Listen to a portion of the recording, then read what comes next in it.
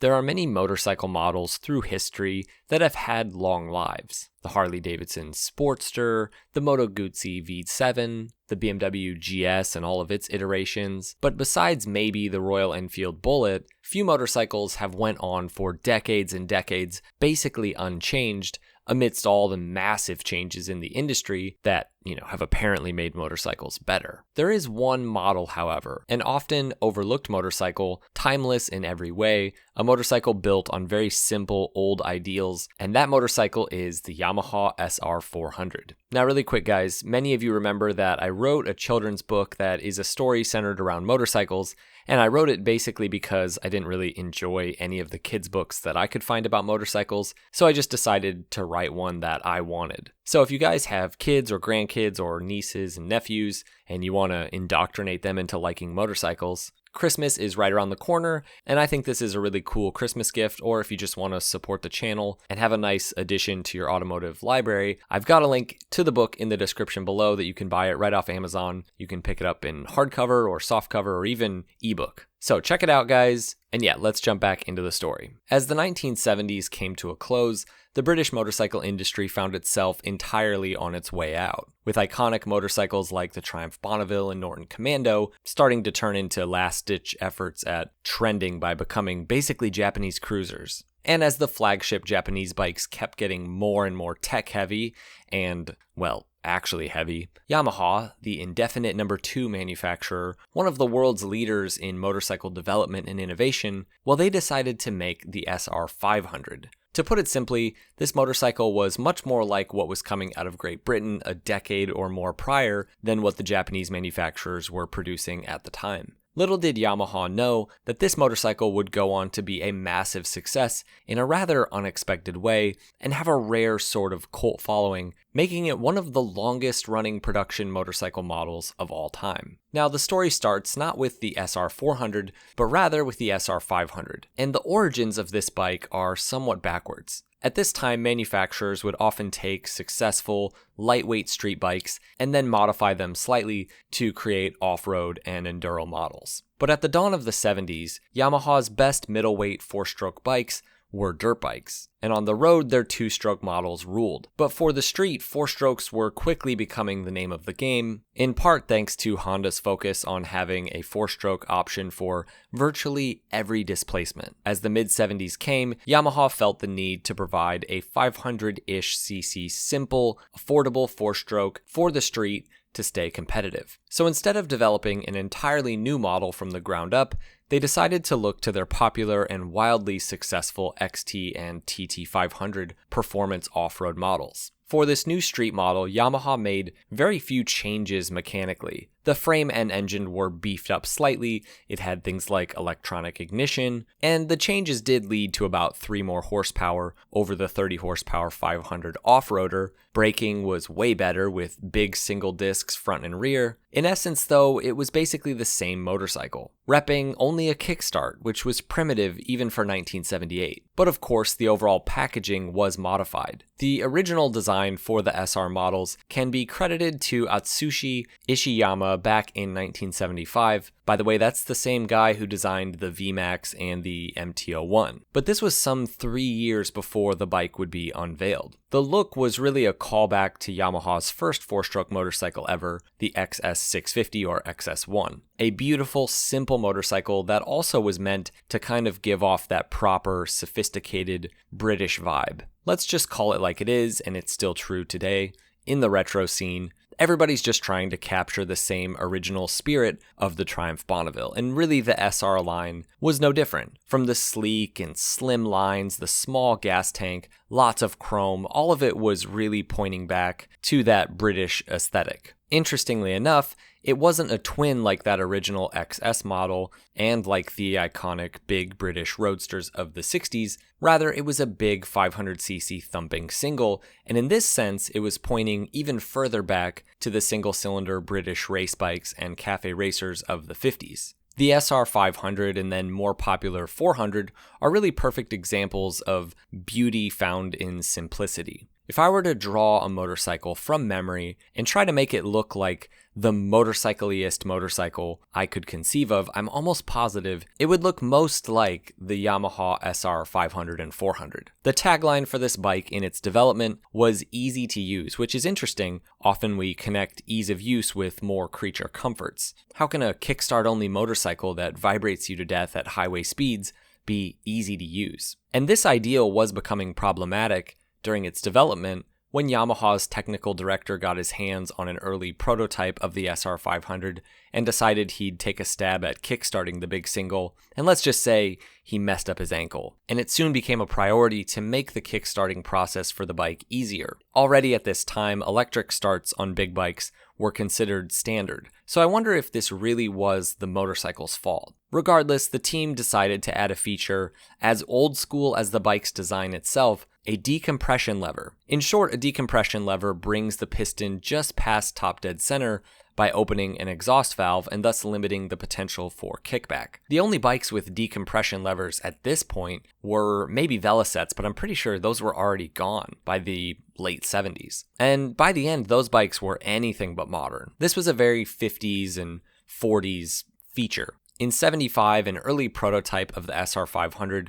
was shown to US dealers, and Yamaha decided to go forward with the model for the US in 78. Sadly, customers and journalists really didn't get it. Though technically speaking, the SR was anything but innovative, for most riders at this time, the SR500 seemed to be a thing of the past. But in theory, the motorcycle was actually way ahead of its time, like 4 decades ahead of its time, as many riders have decided to look back to the simpler days of riding. The problems pointed out upon its US release are the same that could be lodged towards something like a Royal Enfield Classic 350 today. This bike was also underpowered, it was also heavy, some 60 pounds more than the off-road 500 dirt bikes, and so many didn't feel like it really was a good fit for American riders who needed something that could cruise down the highway. Cycle World's early review was mostly positive, however, and they did seem to understand what Yamaha was trying to do with this bike, but they were also realistic about what it was. They say this about the Kickstarter, for example. Better get this whole subject out of the way. One of the more sybaritic members of the staff, a man who didn't notice the Kickstarter is no longer permanently attached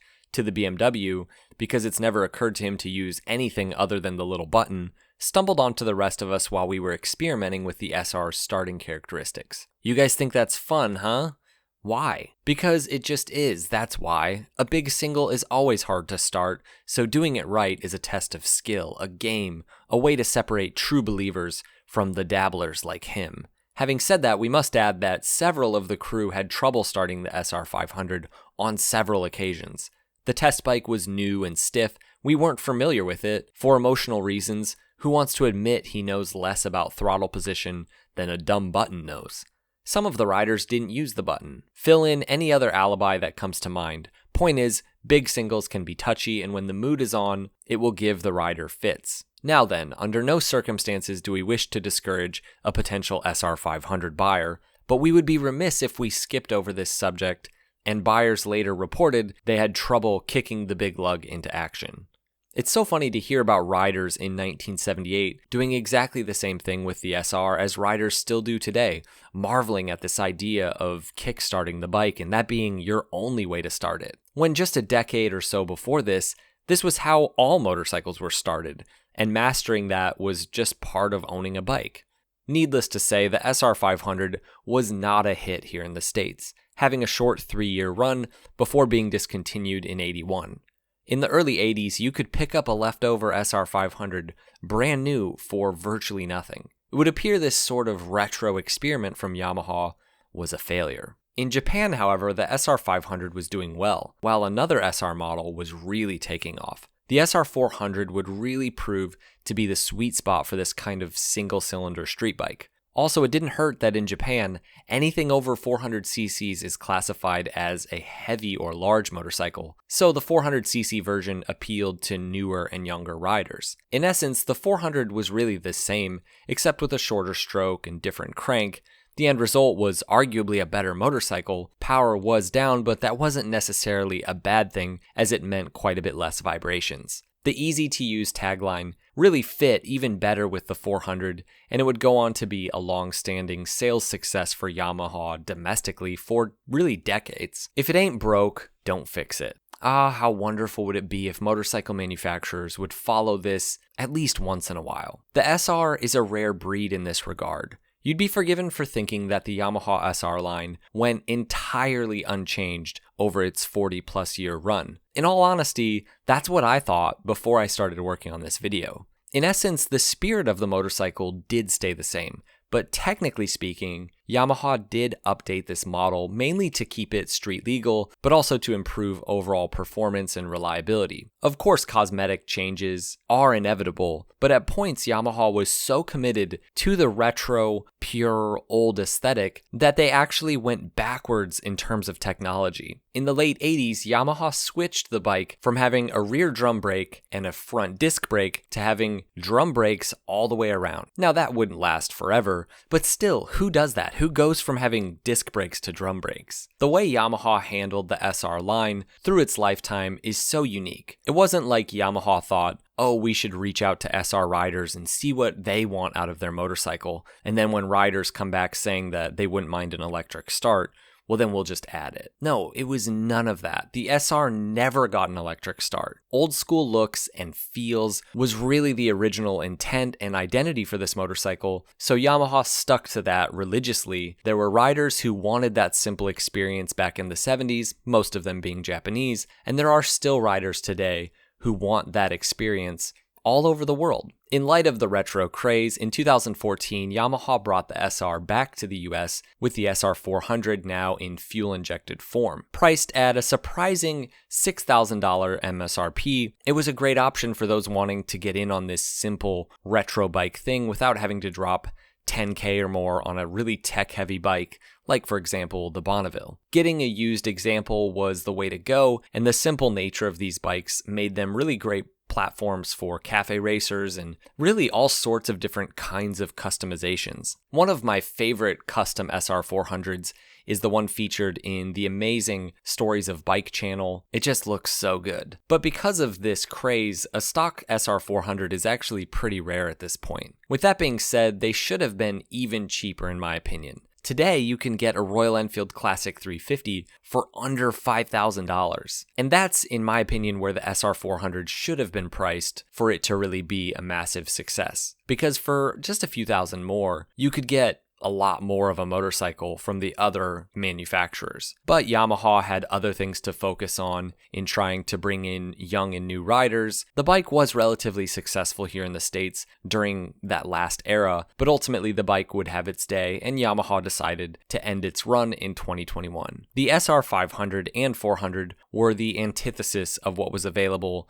and what would become available through its lifetime in almost every way. In 1978, the name of the game was powerful, high-revving multi-cylinder four-strokes, even down to the 400 and 500cc level, but this was a thumpy single cylinder. Creature comforts like electric start at this time and still were seen as essential. But here was this bike repping only a kickstart. How can you not respect that, especially when it's just kind of always been this way? It's not like Yamaha was trying to make some sort of hipster bike. It's just kind of always been old school. This motorcycle has changed so little through the years, it's actually been difficult researching this video because it's almost impossible to know what year an example is. Take a look at this 1978 first year SR400 compared to the final edition 2021 SR400. Can you really spot the differences? I mean, even if you do notice that the latest SR400 had fork gaiters and a smooth seat and some extra bits for emissions, most of the main differences actually have nothing to do with the passing of time,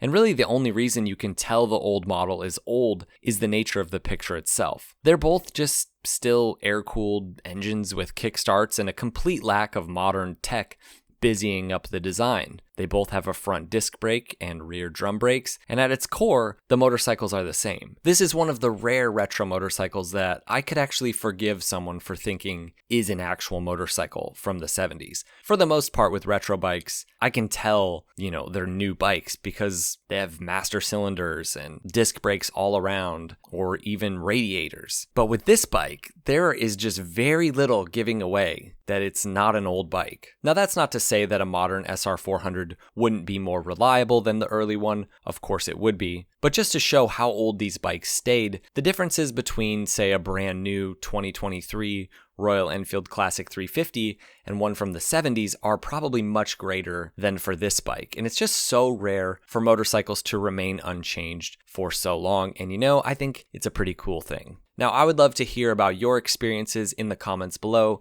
Have you ever owned or ridden an SR400 or SR500, whether old or new? And as always, thanks for watching. We'll see you guys in the next video. Ride safe.